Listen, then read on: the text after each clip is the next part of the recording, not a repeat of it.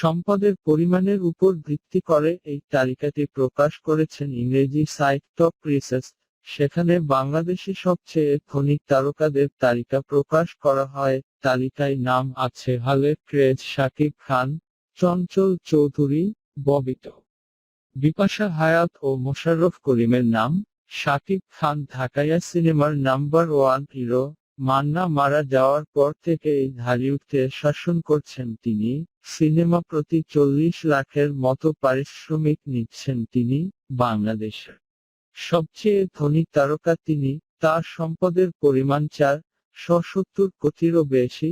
মোশাররফ করিম তার পরের অবস্থানেরই রয়েছেন মোশাররফ করিম, তার সম্পদের পরিমাণ 227 কোটির মতো।